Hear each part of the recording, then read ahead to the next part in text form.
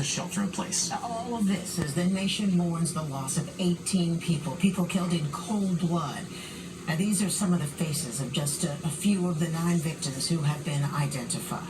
Eyewitness News reporter Dan Krauth, live in Lewiston, Maine. He's been on top of this story all morning. So, Dan, still so many questions, including the searchers this morning asking, where is this guy?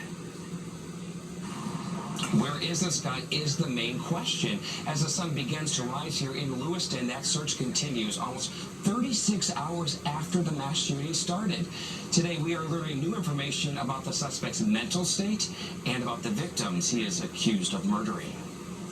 An all-out manhunt for 40-year-old Robert Card, the suspect in Wednesday night's massacre in Lewiston, Maine, accused of killing 18 people and wounding 13 others. Police swarming a home in Bowdoin yesterday, shouting through a megaphone and ordering the suspect to come outside, but he wasn't there.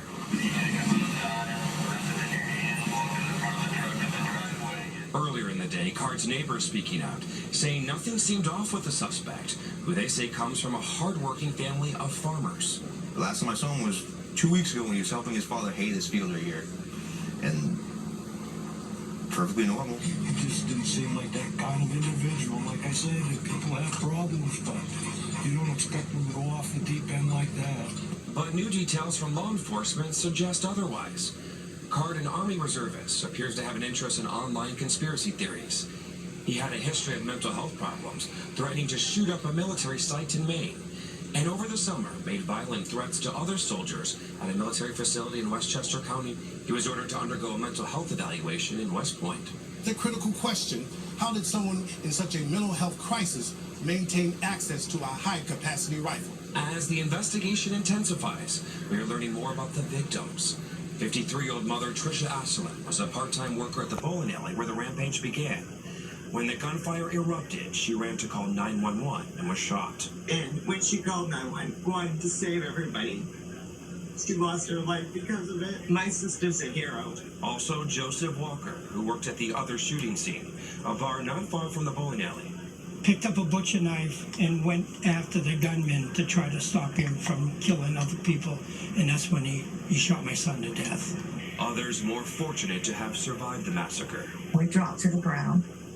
And that's when I think I was shot in the arm. Meanwhile, a shelter-in-place order continues across 2 counties. Schools and businesses remain closed.